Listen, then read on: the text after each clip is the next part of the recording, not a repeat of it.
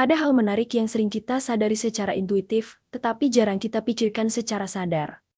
Dua orang bisa memiliki kemampuan yang sama, pendidikan yang sama, bahkan pengalamannya hampir identik. Namun ketika mereka masuk ke sebuah ruangan, kesan yang muncul bisa sangat berbeda. Yang satu terlihat meyakinkan, yang lain terlihat ragu. Padahal belum ada satu kata pun yang diucapkan. Seringkali kita mencoba menjelaskan fenomena ini dengan berbagai hal, cara bicara, pakaian, ekspresi wajah, atau bahkan karisma yang sulit didefinisikan. Namun ada satu faktor yang bekerja bahkan sebelum semua itu muncul. Postur tubuh. Cara seseorang berdiri, duduk, atau berjalan dapat mengubah bagaimana ia dipersepsikan bukan hanya oleh orang lain, tetapi juga oleh dirinya sendiri. Menariknya, hubungan antara postur tubuh dan rasa percaya diri bukan hanya sekadar soal penampilan luar. Ia adalah hubungan dua arah antara tubuh dan pikiran. Tubuh mempengaruhi pikiran, dan pikiran mempengaruhi tubuh. Seringkali kita menyadari bagian kedua bahwa orang yang percaya diri akan berdiri tegak. Namun jarang kita menyadari bagian pertama, bahwa berdiri tegak dapat membuat seseorang merasa lebih percaya diri. Fenomena ini sebenarnya terlihat di banyak situasi sehari-hari. Misalnya ketika seseorang merasa gugup sebelum presentasi. Tanpa sadar, bahu mulai turun. Punggung sedikit membungkuk. Kepala menunduk. Postur tubuh berubah bahkan sebelum pikiran sempat memproses rasa cemas itu secara penuh. Hal yang sama bisa terlihat di lingkungan sosial. Seseorang yang merasa tidak nyaman di sebuah pertemuan sering berdiri dengan tubuh sedikit tertutup. Bahu condong ke depan.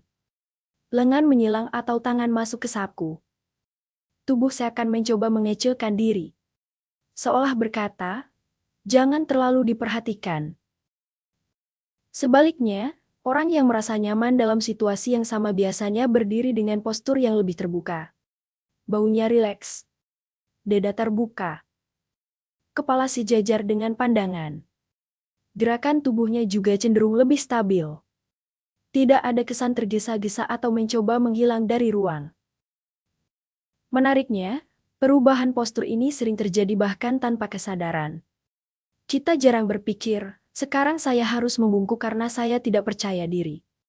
Namun tubuh tetap melakukannya. Seolah ada bahasa nonverbal yang berjalan lebih dulu sebelum kata-kata muncul. Jika postur tubuh hanya sekadar bentuk fisik, seharusnya pengaruhnya terbatas pada bagaimana orang lain melihat kita. Namun kenyataannya tidak demikian. Postur tubuh juga mempengaruhi bagaimana kita merasakan diri sendiri. Pertanyaannya menjadi menarik. Kenapa posisi tubuh yang sederhana bisa mengubah kondisi mental seseorang? Bagaimana cara berdiri atau duduk bisa mempengaruhi rasa percaya diri yang seharusnya berasal dari dalam diri? Apakah ini hanya efek persepsi sosial? Atau ada mekanisme yang lebih dalam yang menghubungkan tubuh dan pikiran secara langsung? Untuk memahami hal ini, kita perlu melihat fenomena ini dari beberapa lapisan sekaligus. Lapisan yang terlihat di permukaan. Lapisan psikologis yang tersembunyi. Dan lapisan sistemik yang membentuk bagaimana tubuh dan pikiran berinteraksi. Lapisan pertama cukup mudah dipahami. Tubuh manusia adalah sistem komunikasi.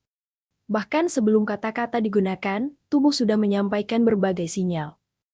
Postur tubuh adalah salah satu sinyal yang paling kuat. Ketika seseorang